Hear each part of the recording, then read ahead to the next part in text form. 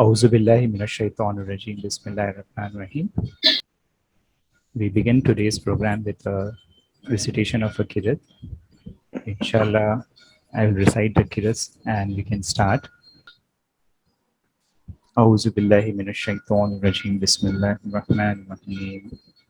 Wal asr. Innal insana lafi khusr. Illa allazina amanu wa amilus salihat. Wa tawasaw bil haqq. Wa tawasaw bis sabr. I request Dr. Mohammad Abbas Khatkate to welcome the audience and briefly discuss about the objective and purpose of today's webinar. Abbas Assalamu bhai. alaikum wa rahmatullahi wa barakatuh. It's our great pleasure that so many scholars have joined for this discussion. Basically, MESCO attends to three types of objectives. One is in the realm of education, which takes the major share of almost 65 to 70% of the total expenditure. Similarly, the next in line is medical support, where we support patients and we run a few clinics, which are charitable dispensaries. And then the third objective, of course, is what we call as poverty relief. And we have two schemes there where we're supporting ration for about 300 families, people who are absolutely, in great distress. So we give them a monthly ration, depending on the size of the family, the amount is given. And then we also give some sewing machines to destitutes and widows. And by using these, they've been able to set up themselves. So basically, in brief, this is the sphere of activity that we have been conducting. Now, coming to the objective of this is that over the years, we have been trying to get funds in terms of zakat, donations. So whether it is lillah or whether it is fitra or even sadqa, all these have been uh, coming as sources of funds, and we have been keeping the zakat funds separate, while some of these donations or part of the donation that we receive, we are using for giving loan scholarships for professional courses. This is the donation activity, but where the donations are being spent, but zakat is not spent on this item. Then we have been getting interest from some people, but we have been worried whether we should be really going all out and collecting donations. It's been recently that it's been brought to our notice that a lot of funds are being left by individual Muslims because they feel amount is not to be touched. And that is the general feeling among some of our brethren. And therefore, they would not take the money from the bank and rather leave it to the bank. And there was a report some time back that almost some 65,000 crores of Muslim money is lying in Indian banks, which has not been taken by them. So it looks like it's a big resource which is being left out, and therefore the community is not benefiting from that. So we would like to have some guidelines, some indication as to how to go about it, because we have collected fatwas from Darul Uloom Deoband and other people, and everybody seems to be saying that it can be collected. Now, whether we can go all out and sort of appeal to people that if they wish to give interest, we would be willing to take it. So these are the two aspects basically would like to.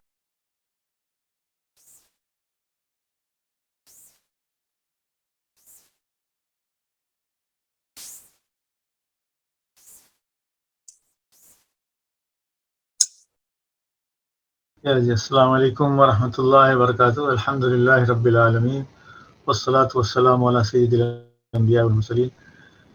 اما بعد، تمام تعریفیں اللہ ہی کے لیے ہیں اور درود و سلام ہو رسول صلی اللہ علیہ وسلم پر. آج جس ٹاپک پر ہم بات چیت کر رہے ہیں یہ ہماری معاشرتی اور معاشی زندگی کا ایک اہم سوال ہے. یعنی یہ مسئلہ بہت ہی اہم ہے، ہماری زندگیوں سے متعلق ہے، اور یہ کوئی نیا مسئلہ نہیں ہے. 100-150 سال سے جب سے سودی نظام یہاں ہندوستان میں برٹش راج کے ساتھ آیا تھا، جب سے ہی یہ مسئلہ ہے. لیکن چونکہ ہندوستان ماشاءاللہ دنیا کے بڑے مسلم ممالک میں سے ہے جہاں مسلمان بڑی تعداد میں ہیں، اور معلومات اور دینی گائیڈنس کے جو ذرائع ہیں وہ ذرا کم ہیں یا مختلف ہیں، جس کی وجہ سے کنفیوژن کافی ہے لوگوں کے اندر. ایک طرف تو ہمیں یہ میسج ملتا ہے کہ سود حرام ہے، سود کے ساتھ ڈیل نہیں کرنا چاہیے، اور سود کی انکم جو ہے اس کو ہاتھ بھی نہیں لگانا چاہیے، ٹاکسک میٹر ہے. دوسری طرف یہ ہے کہ ہمارا جو معاشی نظام ہے اور بینکنگ سسٹم ہے، اس میں پیور کرنٹ اکاؤنٹ بہت ہی ریسنٹ انٹروڈکشن ہے اس کا، ورنہ ہمیشہ سے انڈین بینکنگ سسٹم میں صرف ڈپازٹ اکاؤنٹ ہی ہوا تھا، اور سود جو ہے وہ مینڈیٹری تقریباً ہوتا تھا. لہذا جن لوگوں کو بھی بینک سے ڈیل کرنا ہوتا ہے، ان کے اکاؤنٹ میں سود کا حساب کتاب یا سود کا کریڈٹ آتا ہی رہتا ہے. اب وہ چاہیں نہ چاہیں وہ ہوتا ہے. تو اس کا دو حل لوگوں نے نکالا. ایک تو یہ کہ بہت سے لوگوں نے بینکنگ نظام سے ہی پرہیز کرنا شروع کیا اور بینکوں کے ساتھ معاملہ نہیں کیا. حالانکہ بینکوں کے ساتھ معاملہ نہ کرنے سے وہ دوسرے قسم کے نقصان میں پڑ گئے، لیکن جو لوگ تاجر اور متوسط درجے اور سرکاری ملازمین اور جن لوگوں کو بینکنگ سسٹم میں رہنا ضروری ہے، ان کو بینکنگ سسٹم سے چارہ کار نہیں ہے، تو ان کے ساتھ یہ مسئلہ ہے اور ان کی طرف سے یہ انکوائری آتی رہتی ہے. تو گویا جیسے بینکنگ ایک سروس ہے پیسے کی حفاظت اور ٹرانزیکشن کو فیسیلیٹیٹ کرنے کے لیے، اسی طرح جو ہمارا چیریٹیبل سیکٹر ہے وہ بھی یعنی جیسے میسکو اور دوسری جو چیریٹیز ہیں وہ بھی ہماری کمیونٹی کی ویلفیئر اور خدمت کے لیے ہیں. تو تقریباً 100-150 سال سے یہ فتوے موجود ہیں، لیکن وہ بہت ہی یعنی ہڈن یا کنفیوزنگ ہے ہمارے جنرل پبلک کے لیے، کہ سود لینا جائز نہیں ہے، سود استعمال کرنا جائز نہیں ہے، اور سودی کاروبار صحیح نہیں ہے. لیکن اگر ہمیں زندگی میں اپنی زندگی کو چلانے کے لیے بینکنگ سسٹم سے جو معاملات کرنے ہیں اس کے ذریعے سے اگر سود ہمارے اکاؤنٹ میں آ ہی جائے اور آتا ہی رہتا ہے، یا ہم کسی پرپس سے صرف سیف ڈپازٹ میں فکس ڈپازٹ میں پیسے رکھیں، تو اس سے جو سود آتا ہے اس کا مصرف چونکہ ہم اپنے ذاتی اس میں استعمال نہیں کر سکتے ہیں، لہٰذا اس کا مصرف عام طور سے تمام مفتیان اور دارافتہ اس پر متفق ہیں کہ اس کو جنرل پبلک ویلفیئر میں خرچ کیا جا سکتا ہے. یعنی کسی کی ذاتی اور پرسنل استعمال میں نہ ہو، بلکہ وہ سوسائٹی کے اور جنرل لوگوں کے ویلفیئر کے لیے اور ایمرجنسی ریلیف کے لیے استعمال ہو سکتا ہے. چنانچہ یہاں ہندوستان میں ہمیشہ سے جو لوگ پڑھے لکھے اور سمجھدار ہیں وہ لوگ تو اس کو کرتے ہیں، لیکن عام لوگوں میں اس سلسلے میں معلومات کم ہیں. لہٰذا آج اس پلیٹ فارم کے ذریعے میں سب کو گوش گزار کرنا چاہوں گا کہ جیسے کہ حدیث میں آتا ہے کہ ایک زمانہ ایسا آئے گا کہ سود اگر نہیں استعمال کریں گے تو دھواں تو سونگنا پڑے گا سود کا. تو وہ دھواں ہم سونگ رہے ہیں، اور لیکن اس دھوئیں کے ٹاکسک ایفیکٹ سے بچنے کے لیے سب سے بہتر طریقہ ہے کہ اس کو ان چیریٹیز کو دے دیا جائے، اور یا ان پروجیکٹس میں استعمال کر دیا جائے بجائے خود استعمال کرنے کے کسی پروفیشنل کے ذریعے، جو کہ پبلک ویلفیئر اور پبلک یوٹیلیٹی اور جنرل ویلفیئر کے لیے. کیونکہ حرام مال یہ ہے، اور حرام مال ہمیشہ سے یعنی 1200 سال پہلے سے بھی حرام مال کا وجود تھا، اور اس حرام مال کا مصرف بھی ہمیشہ سے یہی رہا ہے کہ وہ جنرل اور پبلک ویلفیئر میں استعمال کر لیا جائے اور اس کو ویسٹ نہ کیا جائے، پھینکا نہ جائے. کیونکہ ایک حقیقت سب سے پہلے سمجھ لینی ضرورت ہے کہ کوائن، پیسے اور نوٹ جو ہیں، سود اس کے ساتھ چپک نہیں جاتا ہے. یعنی سود جو ہے وہ پیسوں کی صفت نہیں ہے، روپیوں کی اور کوائن کی صفت نہیں ہے، کرنسی کی صفت نہیں ہے، بلکہ وہ اس معاملے کی صفت ہے. سودی معاملہ وہ ہے جو جس طریقے سے ہم پر آتا ہے، ہیومن ریلیشن شپ کی بات ہوتی ہے. لہٰذا لیکن کچھ لوگ یہ سمجھتے ہیں کہ جو بینک سے ہم پیسہ نکالتے ہیں اس میں سود چپک گیا یا لگ گیا ہے.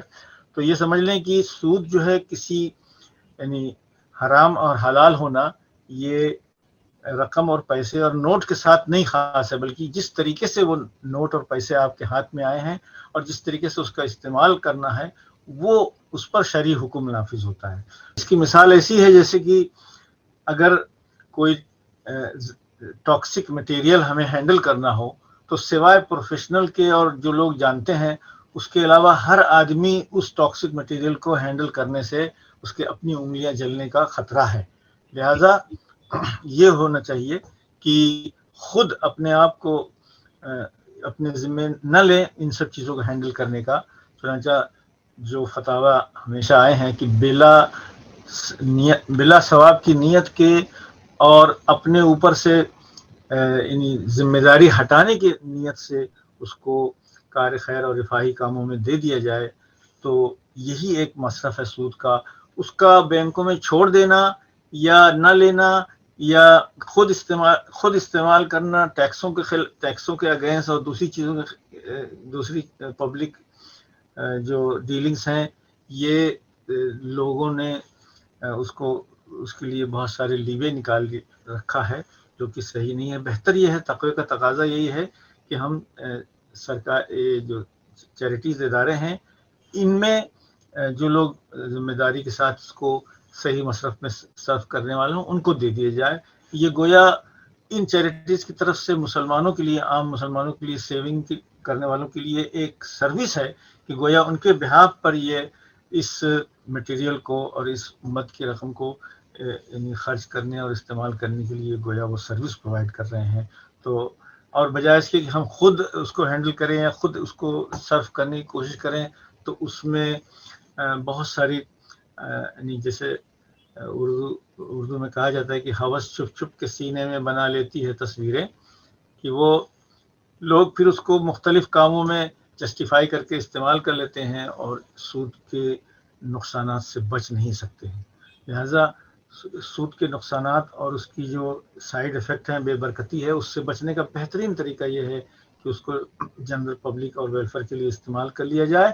تو اس لحاظ سے میں چاہوں گا کہ جو چیریٹیز ہیں انہیں اپنی اس خدمت کی ایڈورٹائز بھی کرنا چاہیے اور کہنا چاہیے کہ ہمارے پاس اس کا ایک ہینڈلنگ کا اسپیشل ڈپارٹمنٹ ہے جو پراپر اسکالرلی گائیڈنس کے تحت اس کو انہی جگہوں پہ خرچ کرتا ہے جس میں ہمارے علماء کرام اور جو قوم کے خیر خواہان ہیں ان کے مشورے سے یہ خرچ کیا جاتا ہے. لہذا دینے والوں کو بھی اور وصول کرنے جو لوگ اس کے بینیفیشری ہیں ان کو بھی اس پر پورا اطمینان ہونا چاہیے اور ہوگا انشاءاللہ العزیز کہ یہ سروس جو ہے اس کی وجہ سے گویا سینکڑوں ہزاروں یا لاکھوں لوگوں تک کی فکر کو آپ اپنے ساتھ لے کر ایک پورا پروفیشنل طریقے سے جو سروس ادا پہنچائیں گے. ہر سال رمضان سے پہلے آس پاس اتنے سوالات آتے ہیں اس سلسلے میں جس سے پتہ لگتا ہے کہ کافی کنفیوژن ہے اور کنٹراڈکٹری یعنی متضاد قسم کے میسیجز لوگوں کو ملتے رہتے ہیں اور افواہوں کے طور سے بھی بہت سے ایسے چیزیں سرکولیٹ کر رہی ہیں کہ بھائی سود کو استعمال کر لو فلاں جگہ میں، فلاں کام میں، ٹیکس دینے میں، مقدمہ بازی میں، فلاں چیزوں میں جو کہ یعنی اکانومسٹ حضرات اور جو لوگ معاشیات کے ماہر ہیں وہ سمجھتے ہیں کہ اپنے کسی لائبلٹی کو سیٹل کرنے کے لیے جب بھی سود استعمال کیا جائے گا تو وہ ویسے ہی جیسے سود کھایا جا رہا ہے. کھانے کا مطلب یہ نہیں کہ منہ میں ڈالا جائے، کیونکہ روپیہ پیسہ تو منہ میں نہیں ڈالا جاتا ہے. قرآن کریم میں جو ہے کہ لا تاکلوا الربا، کھاؤ مت کا مطلب استعمال مت کرو اپنی ضروریات میں. لہذا جو آج کل ہیلے بازی چل رہی ہے ہندوستان میں جس کا مجھے بڑا افسوس ہے کہ بہت سے لوگ اس میں ہیلے بازی کر کے اپنے بہت سارے لائبلٹیز کو سیٹل کرتے ہیں سود کے ذریعے، وہ صحیح نہیں ہے اور اس کے ٹاکسک جو اثرات ہیں اس سے بچنا بہت مشکل ہو جائے گا. لہٰذا میں مبارکباد دوں گا میسکو کو اور دوسرے جو چیریٹیز ہیں جس کو ہینڈل کر رہی ہیں کہ وہ گویا مسلمانوں کے لیے یا ان لوگوں کے لیے جن کے لیے جو مورلی طور سے سود کو حرام سمجھتے ہیں اور اس کو ہینڈل نہیں کرنا چاہتے، ان کے لیے یہ ایک خدمت بہت ہی ویلیوبل خدمت ہے جس کی ہمیں قدر کرنی چاہیے. اور ہمیں جو زندگی میں آج کل جو موجودہ نظام اور سسٹم میں جو کچھ ہمارے ساتھ جو جیسے ہو رہا ہے، اس کو یہ ایک بہترین ایونیو اور بہترین موڑ دے کر ہم اس کے جو مضر اثرات سے بچتے ہوئے اس کے مفید اثرات سے ساری انسانیت کو فائدہ پہنچائیں گے انشاءاللہ العزیز. بس اسی بات پر میں ختم کروں گا. انشاءاللہ العزیز میں ان فتاوی کی کاپی آپ لوگوں کو دوں گا جو سینکڑوں علماء نے دیا ہے دنیا بھر کے اداروں سے کہ سود کی رقم نہ چھوڑنا جائز بھی نہیں ہے اور نہ استعمال کرنا جائز ہے، بلکہ اس کو کسی ایمرجنسی اور سوشل ویلفیئر کاموں میں خرچ کر دینے کے لیے دے دینا چاہیے اور خود نہ استعمال کرنا چاہیے. السلام علیکم ورحمۃ اللہ. جزاک اللہ خیر مفتی صاحب، ماشاءاللہ بہت اچھی بات بتائی آپ نے. یہ ٹاکسک چیز ہے، اس کو ہینڈل کرنے کے لیے ہمیں انہی لوگوں کو کیا حوالے کرنا چاہیے جنہیں ان کی جانکاری ہے اور کیسے کر سکتے ہیں، اور یہ ویلفیئر ایکٹیویٹیز کے لیے بھی استعمال کی جا سکتی ہے. اور جو غلط فہمی ہے لوگوں کے دماغ میں، آپ نے اسے بھی دور کر دی کہ اپنے ٹیکس پے کرنے کے لیے یا اپنے خود استعمال کرتے سیٹ آف کرتے ہیں کوئی چیزیں. جزاک اللہ خیر. ابھی ہم گزارش کریں گے ڈاکٹر اسلم عبداللہ صاحب سے کہ ڈاکٹر صاحب آپ اپنے خیالات جو ہے اس کا اظہار کیجیے. اعوذ باللہ من الشیطان الرجیم، بسم اللہ الرحمن الرحیم. احمدہ و اصلی علی رسولہ الکریم خاتم الانبیاء والمرسلین. السلام علیکم ورحمۃ اللہ وبرکاتہ. میں سمجھتا ہوں کہ یہ مسئلہ ہندوستان کی حد تک محدود نہیں ہے، بلکہ تمام مسلمانوں کو چاہے وہ دنیا میں کہیں بھی رہ رہے ہوں، وہ ان کا مسئلہ ہے. اور یہ انسانیت کا بھی مسئلہ ہے. یہ بینکنگ کے نظام کا بھی مسئلہ ہے، مالیاتی نظام کا بھی مسئلہ ہے. تو میں نے اپنے اس گفتگو کو 3 مرحلوں میں اور 3 اسٹیجز میں تقسیم کیا ہے. ایک تو یہ کہ اوور ویو عالمی سطح کے اوپر، ہندوستان کی سطح کے اوپر، اور آگے کیا کیا جا سکتا ہے.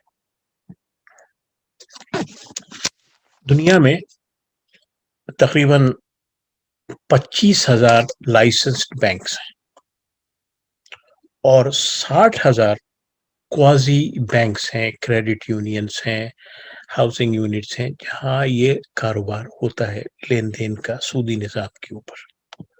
اور 30,000 کے قریب جو ہیں وہ شیڈوئی بینکس ہیں. تو یہ جو لائسنسڈ اور کوازی بینکس ہیں یہ $150 ٹریلین سے ڈیل کرتے ہیں، which is almost twice to the GDP of the entire world. یہ میں 2020 کی فگرس کی بات. اور 75 ٹریلین جو ہیں وہ جو شیڈوئی بینکس ہیں اور شیڈوئی کریڈٹ یونینز ہیں وہ ڈیل کرتی ہیں. تو $225 ٹریلین جو ہے یہ وہ رقم ہے جس کے اوپر سود مستقل طور سے اکٹھا ہوتا رہتا ہے اور جمع ہوتا رہتا ہے. اچھا، اب اس میں یہ ہے کہ تقریباً ہر بینک کے پاس انکلیمڈ رقم کی بہت بڑی رقم ہوتی ہے. یہ انکلیمڈ رقم مختلف طریقوں سے آتی ہے. کبھی یہ جو لوگ انٹرسٹ وصول نہیں کرتے ان کی رقم ہوتی ہے، جو پے چیکس کیش نہیں ہوتے ان کی رقم ہوتی ہے، جو بانڈز انکلیمڈ ہوتے ہیں ان کی رقم ہوتی ہے، جو رقم لوگ بینکوں سے نہیں نکال نہیں سکتے اور بینک سے ان کے تعلقات ختم. تو یہ جو انکلیم رقم ہے اس کے اوپر دنیا نے توجہ دینا شروع کی تقریباً 2000 کے بعد. اس سے پہلے جو تھی وہ اس پہ توجہ نہیں تھی اتنی زیادہ. اور ایک جنرل بات یہ تھی کہ جو انکلیم رقم ہوگی وہ بینک کے ڈسکریشن پہ ہے، وہ چاہیں تو حکومتوں کو بتا دیں کہ ہمارے پاس اتنی رقم ہے. تو پھر حکومتوں نے آہستہ آہستہ ان سے کہنا شروع کیا کہ آپ ہمارے یہ رقم ہمارے اکاؤنٹ میں ٹرانسفر کرنا شروع کر دیں جو انکلیمڈ ہے.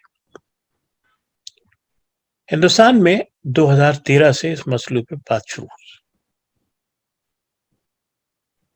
تفصیلی طریقے سے، یعنی اس سینس میں کہ اس پر کوئی اقدام کیا جائے.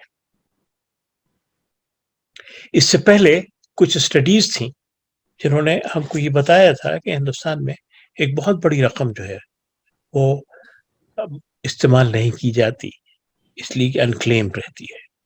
پروفیسر امتیاز جو جواہر لال نہرو یونیورسٹی کے پروفیسر تھے اور میرے استاد بھی تھے، انہوں نے ایک اسٹڈی کی تھی اس مسئلے کے اوپر. انہوں نے اس اسٹڈی میں یہ واضح کیا تھا کہ 2006 میں مسلمانوں نے جو سود کی رقم یا انکلیم جو رقم ہے جو مسلمانوں سے، تو انہوں نے جو اسٹڈی کی 2006 میں، انہوں نے اس وقت کہا تھا کہ 64,000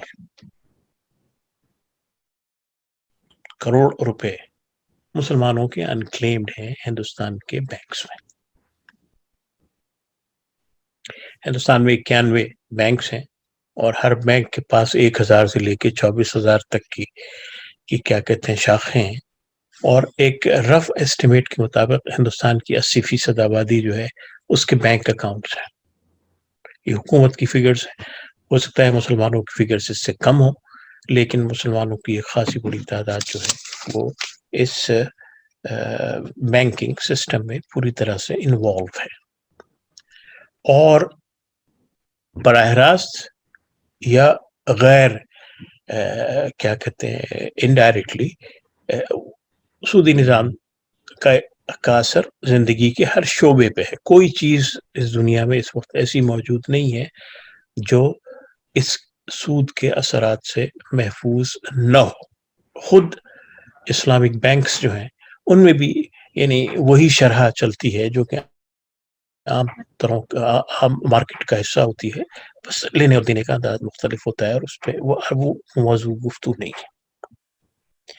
چنانچہ ہندوستان کی جو 80% آبادی جو ہے جو باقاعدگی سے بینک میں اپنا اکاؤنٹ رکھ سکتی ہے، اور ایک اسٹڈی کے مطابق تقریباً اس میں سے 40% آبادی کے اکاؤنٹس ایسے ہیں جس کو کہ مستقل طور سے سود ملتا ہے اس رقم سے جو کہ وہ بینک میں ڈپازٹ کرتے ہیں. اس لیے کہ چیکنگ اکاؤنٹ میں اکثر نہیں ملتا، لیکن سیونگ اکاؤنٹ سے ملتا ہے، ڈپازٹ سے ملتا ہے، کچھ چیکنگ اکاؤنٹ سے بھی ملتا ہے.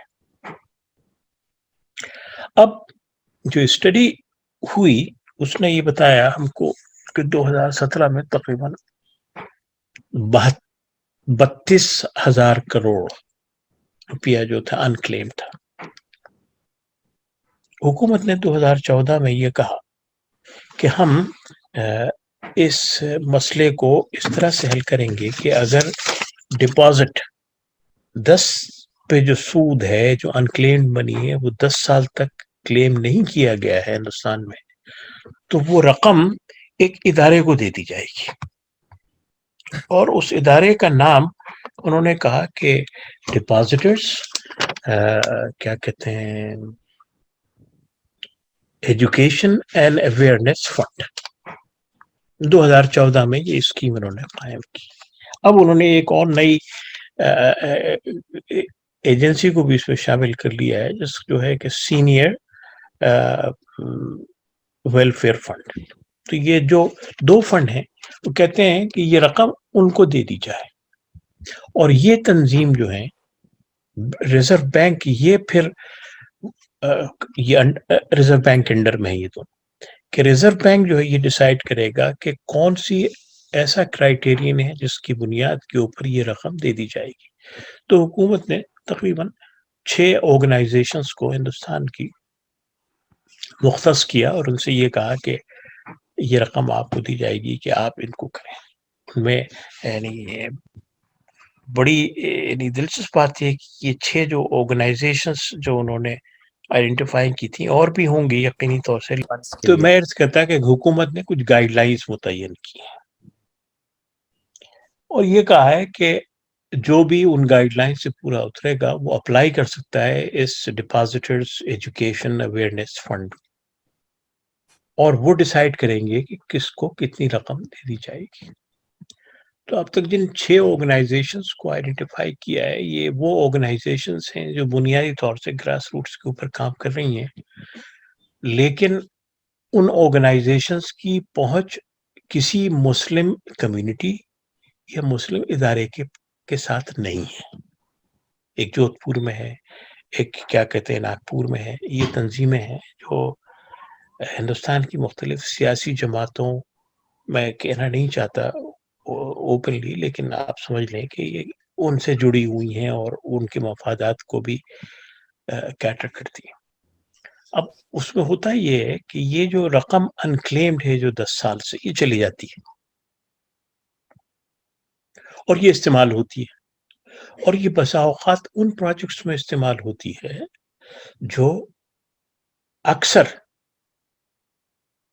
مسلمانوں کے مفادات کے خلاف بھی کام کرتے ہوئے نظر آتے ہیں. تو یہ جو رقم بینکوں سے وصول نہیں کرتے، اس کا استعمال تو ہو رہا ہے، اور اس کا استعمال وہ لوگ کر رہے ہیں جن کے اپنے مقاصد بہت واضح ہیں. تو ایک طریقے سے بینکوں سے اس رقم کا نہ لینا مسلمانوں کے مفاد کے لیے نقصان دہ ثابت ہو رہا ہے ہندوستان کے کانٹیکسٹ میں. مفتی صاحب نے صحیح کہا کہ بے شمار فتوے موجود ہیں، موٹے موٹے فتوے دارالعلوم دیوبند کے بھی ہیں، کیا کہیں دارالفتہ ساؤتھ افریقہ کے بھی ہیں، دارالفتہ موریشس کے بھی ہیں، خود جامعۃ الازہر کے بھی ہیں، قراوین کے بھی ہیں، اور کیا کہتے ہیں زیتونہ، ہر ایک جگہ کے ہیں جو بنیادی طور سے یہ کہہ رہا ہے کہ یہ رقم جو ہے بینکوں میں نہیں چھوڑی جانی چاہیے، بلکہ اس رقم کو اگر انڈیویجول طریقے سے آپ وصول کر رہے ہیں تو یا تو اپنے یہ ساؤتھ افریقہ کا فتویٰ ہے کہ یا تو آپ ان کو میونسپیلٹی ٹیکسز یا سٹی ٹیکسز کے لیے دے دیں، یا پھر غریبوں یا پسماندگان کو دے دیں، اس نیت کے ساتھ کہ اس سے آپ ثواب طلب نہیں کرنا چاہتے. تو یہ تو بات طے ہو چکی ہے، ایک رائے عامہ ہے مسلمان مذہبی رہنماؤں کی کہ اس رقم کو استعمال اس مد میں کیا جا سکتا ہے. جو مسئلہ ہے وہ یہ ہے کہ اس کو کس طرح سے کیا جائے. اس لیے یہ رقم جو ہے اگر ہمارے پاس کوئی ایسا نظام نہیں ہے جس کے ذریعے ہم یہ معلوم کر سکیں کہ کس مسلمان نے کتنا سود وصول کیا ہر سال کس بینک سے، کوئی نظم نہیں ہے ہمارے پاس، اور نہ یہ ممکن ہے. تو اور کس نے لے لیا کس نے نہیں لیا یہ بھی ہمیں نہیں معلوم، لیکن اتنا معلوم ہے کہ بینکوں کے پاس یہ رقم موجود ہے، اور بینکوں کو یہ یعنی ڈیٹا دینے کی کوئی قانونی شک نہیں ہے کہ یہ بتائیں کہ مسلمانوں کا کتنا پیسہ ہے اس میں اور غیر مسلموں کا کتنا پیسہ ہے. تو اس صورت میں جو اہم ترین چیز یہ ہے کہ خود مسلمان ہندوستان میں اس نظم پر غور کریں اور کوئی ایسی تنظیم قائم کریں جو اس رقم کو ریزرو بینک کے ذریعے حاصل کر سکے. اس لیے کہ ریزرو بینک کے پاس جب اتنے 1000 کروڑ ہوتے ہیں تو اس کا ایک کرائیٹیرین ہے جس کی بنیاد کے اوپر وہ دیتے ہیں، اور آپ ان سے صرف یہ نہیں کہہ سکتے کہ مسلمانوں کے سود کی رقم ہم کو دیجیے، باقی رقم آپ کسی اور کو دیجیے. تو یہ قانونی پہلو بھی ہے، لیکن اسی کے ساتھ ساتھ یہ بھی ہم کو ذہن میں رکھنا چاہیے کہ ہم عام مین اسٹریم کا حصہ بن کر اس رقم کے حصول سے فلاح و بہبود کے کام میں کوشش کریں، اور یہ زیوم کریں کہ اس میں یقینی طور سے مسلمانوں کے سود کی بھی رقم ہوگی جو انہوں نے کلیم نہیں کی ہے۔ اس لحاظ سے ہم اس کو ثواب کی نیت سے تو خرچ نہیں کریں گے، لیکن ویلفیئر اور ویل بینگ کی غرض سے کریں گے۔ تو اس میں تین چیزیں ہیں۔ ایک تو یہ ہے کہ عام مسلمانوں کو یہ سمجھانے کی ضرورت ہے کہ مسئلے کی نوعیت کیا ہے، کہ اگر آپ اس مسئلے پیسے کو وہاں چھوڑ دیں گے تو یہ ہو سکتا ہے آپ کے خلاف اس کا استعمال ہو۔ ایک تو یہ بات۔ دوسری بات یہ کہ اگر آپ اس کو لیں گے تو اگر آپ نے انفرادی حیثیت سے اس کو لیا تو ہو سکتا ہے اس کے کچھ زیادہ اثرات مرتب نہ ہو۔ اگر اجتماعی حیثیت سے آپ کی کوئی مسلمانوں کی تنظیم اس رقم کو لینے کے لیے ریزرو بینک سے اپروچ کرے تو پھر اس کے فائدے زیادہ ہو سکتے ہیں۔ اور تیسری چیز یہ ہے کہ اگر انڈیویجولی کچھ مسلمان لے کے کچھ مسلم آرگنائزیشنز کو وہ رقم اجتماعی طور سے دیتے ہیں بجائے اس کے کہ انفرادی حیثیت سے اس کو خرچ کریں تو اس کے زیادہ بہتر نتائج نکل سکتے ہیں۔ لیکن اس کا سارا انحصار اس بات پر ہے کہ ہم کس طرح سے مسلم عوام کو تیار کرتے ہیں اور ان کو اس سلسلے میں بتاتے ہیں۔ اس سلسلے میں ضروری ہے کہ کچھ پیمفلیٹس بھی لکھے جائیں۔ اس سلسلے میں یہ بھی ضروری ہے کہ مساجد میں ائمہ کو ٹرین کیا جائے اس مسئلے کے سلسلے میں۔ تو ان چیزوں پہ ضرورت ہے، اور میں سمجھتا ہوں کہ میسکو اس سلسلے میں 3 اقدامات کر سکتی ہے بہت اسپیسیفکلی۔ ایک تو یہ کہ اس کا جو حلقہ احباب ہے، جو حلقہ اثر ہے، اس میں لوگوں کو یہ بتائے کہ بھئی یہ رقم استعمال کی جا سکتی ہے، اور اس رقم کے لیے میسکو ایک الگ اکاؤنٹ رکھے گی، اور وہ اکاؤنٹ جو ہے وہ ویلفیئر اینڈ ویل بینگ پہ استعمال ہوگا ان لوگوں کے لیے، چاہے وہ مسلم ہو چاہے وہ غیر مسلم ہو، اس غرض سے کہ اس سے ثواب نہ حاصل کیا جائے۔ ایک تو یہ۔ اب میں آواز دوں گا مفتی محمد صالح صاحب کو۔ السلام علیکم ورحمۃ اللہ وبرکاتہ۔ وعلیکم السلام ورحمۃ اللہ وبرکاتہ۔ بسم اللہ الرحمن الرحیم، الحمد للہ رب العالمین والعاقبۃ للمتقین والصلاة والسلام علی سید الانبیاء والمرسلین سیدنا و مولانا محمد وعلی آلہ واصحابہ اجمعین۔ قال النبی صلی اللہ علیہ وسلم ان اصدق الحدیث کتاب اللہ وأحسن الهدي هدي محمد صلى الله عليه وسلم وشر الأمور محدثاتها وكل محدثة بدعة وكل بدعة ضلالة وكل ضلالة في النار، أما بعد. أعوذ بالله من الشيطان الرجيم، بسم الله الرحمن الرحيم. الذين يأكلون الربا لا يقومون إلا كما يقوم الذي يتخبطه الشيطان من المس، ذلك بأنهم قالوا إنما البيع مثل الربا وأحل الله البيع وحرم الربا، فمن جاءه موعظة من ربه فانتهى فله ما سلف وأمره إلى الله ومن عاد فأولئك أصحاب النار هم فيها خالدون. وعن النبي صلى الله تعالى عليه وسلم أنه قال عن عبد الله بن مسعود رضي الله تعالى عنه قال لعن رسول الله صلى الله عليه وسلم آكل الربا وموكله وشاهديه وكاتبه، رواه الترمذي رحمه الله تعالى۔ واقعی یہ ایک ایسی چیز ہے انٹرسٹ، سود، ربا، کہ جس کی قباحت، جس کی حرمت اور جس کی شناعت جس انسان کے اندر ذرہ برابر شعور ہو اس کو سمجھ سکتا ہے۔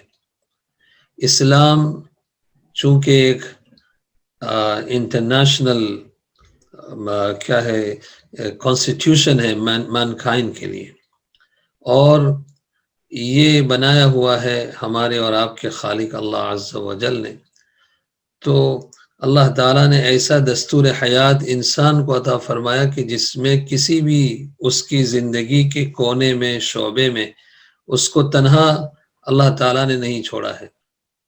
اسلام میں خیر خواہی کا جذبہ یہ بنیادی اسلام کا فاؤنڈیشن ہے۔ خیر خواہی، انسان کو دوسرے انسان کا خیر خواہ بننا، اور اپنی کیپیسٹی میں اس انسان کی کس طرح سے وہ مدد کر سکے، یہ اس کا جذبہ اللہ کے پیغمبر جناب نبی اکرم صلی اللہ تعالی علیہ وسلم نے اپنی تعلیمات کے ذریعے سے پیدا فرمایا۔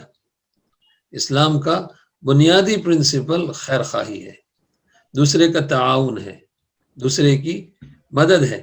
اسی لیے اللہ کے رسول صلی اللہ علیہ وسلم نے ارشاد فرمایا ما نقصت صدقۃ من مال، صدقہ کرنے سے، دوسرے کو اپنا مال دینے سے مال کبھی ختم نہیں ہوگا۔ حالانکہ ظاہر میں اگر کسی کے پاس 1000 روپے ہیں، 100 کسی غریب کو دے دیے تو 1000 میں سے 900 ہو جائیں گے، لیکن اس 100 کے دینے کی وجہ سے 2 فائدے ہیں۔ ایک تو یہ ہے کہ اس باقی کے نقصان سے آدمی محفوظ ہو گیا، اور پھر اس کی برکات اس میں اور ہمیشہ ہمیشہ کے لیے اس کے مال میں ثابت ہو گئی۔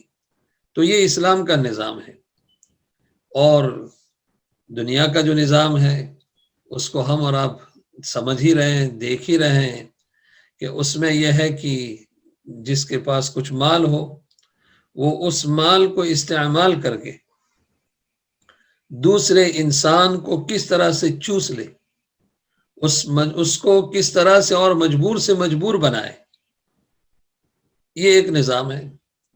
اس لیے قرآن اور احادیث میں اس نظام کی انتہائی شدت کے ساتھ مذمت ارشاد فرمائی۔ سود ایک ایسا گناہ ہے جس پر اللہ تعالیٰ نے اعلان جنگ فرمایا، فَأَذَنُوا بِحَرْبٍ مِّنَ اللَّهِ وَرَسُولِهِ، اللہ اور اس کے رسول کی طرف سے ان لوگوں کے لیے جو بچتے نہیں ہیں اعلان جنگ ہے۔ تو بہرحال سود اور انٹرسٹ اور ربا اسلامی نقطۂ نظر سے اور ہر اس سلیم الطبع انسان کے نقطۂ نظر سے جس کو سوچنے کی اللہ نے سمجھنے کی طاقت دی ہے، وہ اس کی برائی اور اس کی شناعت کو پہچان سکتا ہے۔ اب چونکہ یہ ایسا جزو لا ینفک ہے ہماری زندگی کا کہ ہر چیز کے اندر سود مبتلا ہے دنیا، اب اس سے سبک دوشی کس طرح سے حاصل کی جائے؟ اول تو اس کو حاصل کرنے کی کوشش نہیں کرنا چاہیے۔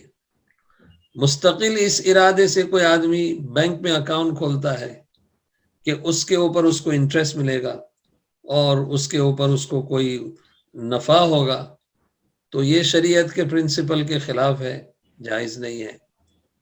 لیکن اگر انسان کا اکاؤنٹ ہے اور اس میں انٹرسٹ جمع ہو رہا ہے تو پھر یہ مسئلہ بھی آپ کو سننا چاہیے۔ حضرت مفتی سعید صاحب رحمۃ اللہ علیہ، شیخ الحدیث دارالعلوم دیوبند، حضرت نے فرمایا کہ اس سود کے پیسے کو وہاں بینک میں چھوڑنا ناجائز ہے۔ ایک مسلمان کے لیے جائز نہیں ہے کہ وہ سود کی رقم جو وہاں پر پہنچ چکی ہے اس کو وہاں پر چھوڑ دے، اس لیے کہ اگر اس نے وہاں پر چھوڑ دیا تو پھر یہ جیسے ڈاکٹر صاحب فرما رہے تھے، حضرت مفتی صاحب فرما رہے تھے، دوسرے حضرات نے اس پر کافی توجہ دلائی ہے، یہ چیز غلط جگہ پر استعمال ہوگی۔ اور تعاونوا علی البر والتقوی ولا تعاونوا علی الاثم والعدوان، اگر مسلمانوں نے اس میں کوتاہی کی اور اپنے انٹرسٹ کو، اپنے سود کو صحیح طرح سے وہاں سے نکال کر کے ڈسپوز نہیں کیا بلکہ غیروں کے حوالے کر دیا، تو یہی ان کے انٹرسٹ کی رقم مسلمانوں کے خلاف اور ان کے نقصان کے لیے وہ استعمال ہوگی۔ اس لیے مسلمان کی یہ ذمہ داری ہے اور اس کا یہ فرض ہے کہ وہ اپنے اس سود کا خود انتظام کرے، اور خود انتظام کرنے کی، جیسے میں نے عرض کیا کہ یہ گندی چیز ہے، اس کو ڈسپوز کرنا ہے اور اس میں تاخیر بالکل نہیں ہونا چاہیے، جلدی سے جلدی اس کو اٹھا کر کے ختم کر دیا جائے، اور اس کو ڈسپوز کرنے کی شکل کیا ہے، غریبوں تک پہنچا دیا جائے۔ مسلمان غربا آج دنیا میں ملینوں کی تعداد میں ایسے ہیں کہ جن کے پاس پیٹ بھرنے کے لیے روٹی نہیں ہے، تو ایسے غربا کو یہ رقم پہنچائی جائے اور اس کے ذریعے سے ان کا سہارا بنا جائے۔ نیز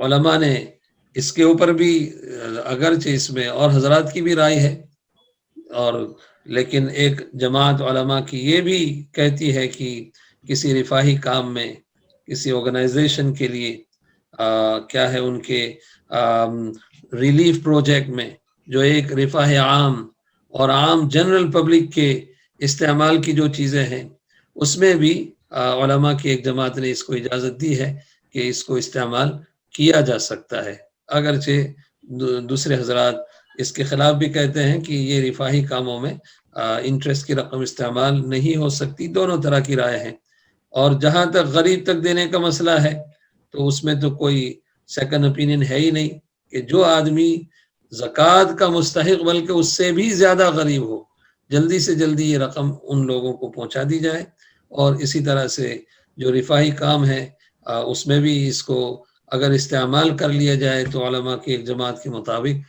اس کی بھی گنجائش ہے۔ ابھی ہم آواز دیں گے ڈاکٹر شارق نثار صاحب کو کہ ڈاکٹر صاحب آپ اپنے جو خیالات ہیں اظہار کیجیے۔ بسم اللہ الرحمن الرحیم، رب اشرح لی صدری ویسر لی امری واحلل عقدۃ من لسانی یفقہوا قولی رب زدنی علما۔ ایک تو چیز یہ ہے کہ کسی بھی فائنینشیل سسٹم میں چاہے وہ بینکنگ کے ادارے ہوں، چاہے انشورنس کے ادارے ہوں، چاہے وہ کیپٹل مارکیٹ کے اسٹاک بروکنگ کے ادارے ہوں، ناگہانی صورتحال میں مطلب کسی بھی طریقے سے چونکہ روز کاروبار ہوتا ہے، بہت سارا پیسہ انکلیمڈ رہتا ہے۔ کوئی اسٹاک بروکر ہے، کسی نے شیئر خریدا اور وہ بھول گیا، وہ انتقال کر گیا۔ ایک ملک ہے جہاں پہ 150 کروڑ 140 کروڑ کی آبادی ہے، کروڑوں کروڑ لوگ انوالوڈ ہیں، ان کے پیسے رہ گئے، وہ بھول گئے، ان کے سرٹیفکیٹ کہیں ضائع ہو گئے اور وہ نکال نہیں سکے۔ دنیا بھر کی وجوہات ہوتی ہیں، انشورنس کی پالیسیز ہوتی ہیں، وہ بھول جاتے ہیں، پیسے انہوں نے ڈالے تھے اور پیسے وہ کنٹینیو نہیں کر سکے، وہ پالیسی لیپس کر گئی۔ اور اسی طرح سے بینکوں کے اکاؤنٹ ہیں کہ بینکوں میں انہوں نے پیسے رکھے تھے، اکاؤنٹ کھولا تھا، اب یہ ہے کہ وہ یہاں سے موو کر گئے، وہ بھول گئے، ان کا انتقال ہو گیا، اور بہت ساری اور وجوہات ہو جاتی ہیں جن کی وجہ سے بینکوں میں پیسے انکلیمڈ رہتے ہیں۔ یہ unclaimed amount in bank account اور unclaimed interest in bank account کو ہمیں کنفیوز نہیں کرنا ہے، بالکل کنفیوز نہیں کرنا ہے۔ تو یہ جو انکلیمڈ اماؤنٹ جب بینکنگ سسٹم بہت تیزی سے بڑھا اور بعد میں ریزرو بینک کو ایز اے ریگولیٹر احساس ہوا کہ بہت سارے لوگ بینکوں میں اکاؤنٹ رکھ کر کے بھول جاتے ہیں، انتقال، دنیا بھر کی جو وجوہات میں نے بتائی وہ ہو جاتا ہے، تو اور بینک اس پہ جو اماؤنٹ ہے اس پہ انٹرسٹ دیتا چلا جاتا ہے۔ تو یہ طے پایا کہ کوئی بھی بینک اکاؤنٹ اگر 10 سال تک آپریٹ نہیں ہوتا ہے تو پھر جو ہے وہ ایک ڈپازیٹرز انویسٹرز اویئرنیس فنڈ کے نام پہ، ڈی جس کو ہم کہتے ہیں ڈپازیٹرز ایجوکیشن اویئرنیس فنڈ، وہاں ٹرانسفر ہو جائے گا۔ یہی کام سیکیورٹیز مارکیٹ میں بھی ہوتا ہے کہ اگر کوئی شیئر سرٹیفکیٹ ہے، کوئی ڈیویڈنڈ انکلیمڈ جا رہا ہے تو اس کو انویسٹر اویئرنیس کی پروگرام میں جاتا ہے، اور اسی طرح سے انشورنس میں، دنیا کے ہر فائنینشیل سسٹم میں یہ انتظام ہوتا ہے کہ کہیں اگر کسی بزنس کا پیسہ انکلیمڈ ہے تو اس بزنس کو بڑھانے کی، اس کی اویئرنیس کو بڑھانے کے لیے اس کو استعمال کیا جاتا ہے۔ تو یہ ایک جو ہے یہ ایک الگ چیز ہے، اور یہ اس طرح کا جو اماؤنٹ ہے وہ جس کو ہم کہتے ہیں ڈورمنٹ اکاؤنٹ فار 10 ایئر، اور 10 ایئر کے بعد بھی اگر کسی شخص کو یاد آتا ہے اور وہ جا کر کے اس اماؤنٹ کو چاہے تو وڈرا کرا سکتا ہے۔ تو ایسی بات نہیں ہے کہ یہ اس طرح کا اکاؤنٹ ہے، پہلی بات۔ تو یہ جتنے بھی انکلیمڈ ڈپازٹ اماؤنٹ ہے وہ ایک چیز ہوئی نا۔ دوسری چیز جو ہے وہ انکلیمڈ انٹرسٹ کی بات ہوتی ہے۔ انکلیمڈ انٹرسٹ کی بات میں اس لیے کہہ رہا ہوں کہ یہ ایک غلط فہمی ہمارے درمیان کچھ ایک پروپیگنڈا رپورٹ کے تھرو ہمارے درمیان آئی ہے۔ میں اس میں نیتوں کی خرابی نہیں دیکھتا ہوں، میں اس میں سمجھداری کی کمی دیکھتا ہوں۔ ریزرو بینک کے اپنے ایک مجلے میں کسی ایک آفیسر نے رپورٹ لکھا کہ اتنے 1000 کروڑ روپے انکلیمڈ اماؤنٹ ہیں، اور وہ ان چیکڈ ہو کر کے نکل گیا، اور اس کو پھر ہم لوگوں نے پوری دنیا میں اس کو کوٹ کرنا شروع کیا، اس کے اوپر ریسرچ کرنا شروع کیا، اور اس طریقے سے جو ہے وہ جو ہے بات آ گئی۔ میں آپ کو اشارہ اس لیے کرنا چاہ رہا ہوں کہ میرے بینک اکاؤنٹ میں کتنا انٹرسٹ اماؤنٹ ہے ریزرو بینک کو بھی نہیں پتا ہے، کیونکہ جب میرے اکاؤنٹ میں اگر جو بھی پیسہ ہے اس کے بعد انٹرسٹ کریڈٹ ہو گیا، اب میں نے جو پیسے وڈرا کیے وہ انٹرسٹ والے وڈرا کیے یا وہ اپنے پرنسپل اماؤنٹ وڈرا کیے، نو بڈی نوز ایکسپٹ می۔ تو یہ دعویٰ کرنا کہ اتنے 1000 کروڑ انٹرسٹ اماؤنٹ انکلیمڈ ہے، ये बिल्कुल बेबुनियाद सी बात है, इसका कोई वो नहीं है। और जितने लोग बैंकों में बैंक ऑपरेट करते हैं उनको पता है कि उनके अकाउंट में इंटरेस्ट जब क्रेडिट होता है तो उनके अलावा किसी को नहीं पता होगा, अगर उन्होंने उसका हिसाब रखा है तो। हाँ, टोटल इंटरेस्ट पेमेंट जो है वो मालूम होता है, क्योंकि इंटरेस्ट जो है अकाउंटिंग के लिहाज से डिडक्टेबल एक्सपेंस है। इसलिए बैंकों को या जितने भी इदारे हैं जो बोरो करते हैं उनको इंटरेस्ट का हिसाब रखना पड़ता है कि उन्होंने कितना पे किया। लेकिन मेरे अकाउंट में कितना इंटरेस्ट आया वो उसका रिकॉर्ड मेरे बैंक के पास भी नहीं है, रिजर्व बैंक के पास छोड़ दीजिए, और रिजर्व बैंक के अलावा किसी और ऑफिसर को छोड़ दीजिए। तो ये जो गलतफहमी है वो एक पर्टिकुलर रिपोर्ट की वजह से आई है 64,000 करोड़ की। अब अगर इसके साथ साथ अगर मुझे मौका मिले स्क्रीन शेयर करने का, तो मैं आपको बताता हूँ एक और चीज। पूरे 2013-14 से, जैसा असलम अब्दुल्ला साहब ने कहा, जब से गवर्नमेंट को इस बात का ख्याल आया है कि अनक्लेम्ड अमाउंट जो है बैंकों में अकाउंटिंग प्रॉब्लम क्रिएट करता है, यानी उसकी सफाई होनी जरूरी है, ताकि ये पता चले कि कितने अकाउंट ऑपरेट हो रहे हैं और कितने अकाउंट इनऑपरेटिव हैं, जिनको हम डोरमेंट अकाउंट कहते हैं। 2013-14 से जब से इसका रिकॉर्ड लगाना शुरू किया गया है, 2,795 करोड़ से लेकर के आज की तारीख तक 2018-19 तक जो है 25,000 करोड़।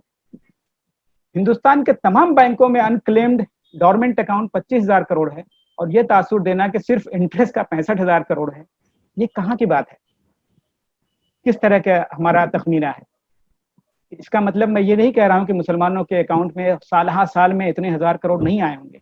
मैं सिर्फ बताना ये चाह रहा हूँ कि ये जो है जो हम तखमीना लगा रहे हैं वो तखमीने का सिस्टम ही गलत है, और इसका मतलब ये नहीं है कि वो उतना अमाउंट नहीं हुआ होगा।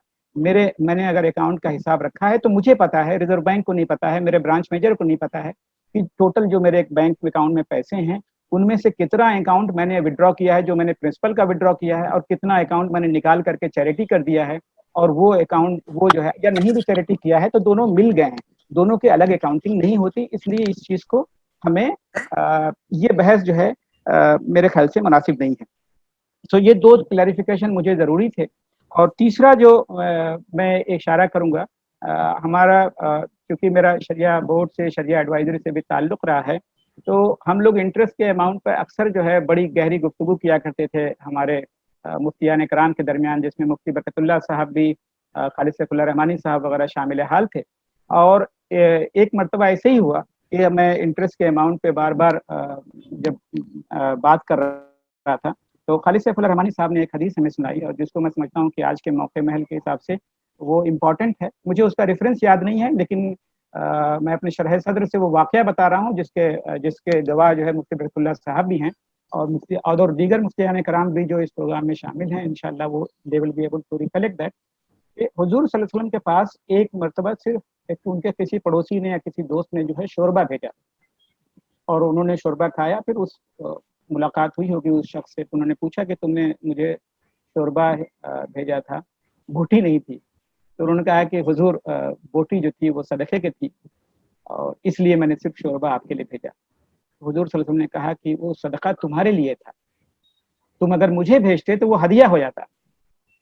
तो इससे जो है और इससे जो है बात मैं यहाँ पहुँचना चाह रहा हूँ, जिसकी तरफ मुफ्ती खालिद सैफुल्लाह रहमानी साहब ने भी इशारा किया था कि इंटरेस्ट के मनी को जो है, जो हम मिसालें देते हैं तमसील दे करके जिससे बताना चाहते हैं, उससे क्या है कि रिसीव करने वाले का जो है दिल खराब हो जाता है कि अपने घर की नैपी हमें दे रहे हैं, मिसाल के तौर पे। तो अगर हम इस तरह का तासुर देते हैं तो उससे जो है लेने वाले का भी मसला होता है। इसमें जो असल मसला है कि सूद का माल हराम है सिर्फ उसके लिए जिसको सूद मिली थी, लेकिन अगर उसने किसी और को दिया तो वो माल हराम बचा ही नहीं है, वो माल हराम नहीं बचा है।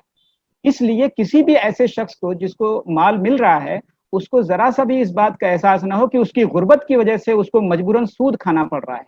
वो सूद नहीं खा रहा है, नऊज़ बिल्लाह।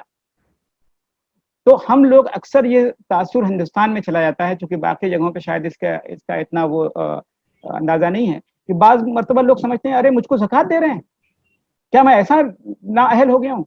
ज़कात का पैसा गंदा पैसा नहीं है, ज़कात का पैसा किसी का हक है। अगर उसको ज़कात मिल रही है तो ये उसको ऊपर कोई देने वाला एहसान नहीं कर रहा है। और जो सूद का भी पैसा है, सूद के पैसे में सिर्फ एक मसला जो मैंने उलमा से सीखा है वो यही है कि इस मसले पे ये है कि जिसने रिसीव किया माल उसके लिए हराम है, یعنی اگر میرا بینک اکاؤنٹ ہے اور میرے بینک اکاؤنٹ میں اگر سود کا پیسہ ہے تو میرے لیے وہ حرام ہے اس کا استعمال. اب اگر اس کا اصل طریقہ تو یہ ہونا چاہیے کہ اس مال کا اصل مالک کون ہے. اب چونکہ بینکنگ کے نظام سے یہ مال آیا ہے اس کا اصل مالک کا تعین نہیں ہو سکتا, لہٰذا اب اس کا استعمال یہ ہے کہ عوام الناس کی بھلائی کے لیے جہاں بھی ہو سکے اس کا استعمال کیا جائے. تو یہ جو اس طریقے سے جو ہے فقہی انداز میں جو ہے اس سود کے اماؤنٹ کے استعمال کی ہے, میں سمجھتا ہوں کہ جس کو بھی سود کا اماؤنٹ ملے نہ تو اس کو کسی طرح کے خوف اور رنج کی ضرورت ہے کہ میں بہت گندی چیز استعمال کر رہا ہوں, نہ کسی دینے والے کو. گلوبلی بھی ہمارے علماء اور فقہاء اس بات پہ بالکل راضی ہیں کہ سود کے پیسے کو چھوڑنا بالکل صحیح نہیں ہے. اس کو آپ لے لیں اور لینے کے بعد جو ہے آپ جن کو فلاح عام کے حساب سے مناسب سمجھتے ہیں, اپنے شرح صدر کے حساب سے مناسب سمجھتے ہیں, ان کو جو ہے آپ وہ پیسہ دیں تاکہ اس پیسے کا استعمال ہو سکے. وہ اس پیسے کے مستحق آپ نہیں ہیں, اس پیسے کے اصل مستحق عوام الناس ہے, اور عوام الناس پہ خرچ کیا جانے والا پیسہ وہ ان کے لیے سود ہے ہی نہیں ہے. لہٰذا کسی بھی طرح کے جو ہے تردد کی یا کسی بھی طرح کے شرمندگی کی ضرورت نہیں ہے اس میں لینے والے کے لیے, اور جس کو کہ یہ احساس کیا جائے کہ یہ غلط پیسہ ہے. اور میں سمجھتا ہوں کہ اس سے آگے پڑھ کر کے یہ بھی ضروری نہیں ہے کہ کسی شخص کو دینے کے وقت یہ بتایا جائے کہ یہ گندا پیسہ ہے, کیونکہ پیسہ گندا نہیں ہے, وہ آپ کے لیے گندا ہو سکتا ہے. جب آپ کسی اور کو دے رہے ہیں تو وہ گندا ہے ہی نہیں, چونکہ اس کے سود نہیں ہے. لہٰذا یہ بھی ضروری نہیں ہے کہ ہم کسی کی مدد کریں تو اس کو یہ کہہ کے دیں کہ لو بھائی یہ سود کا پیسہ ہے اور تم جانو اور تمہارا ایمان جانے.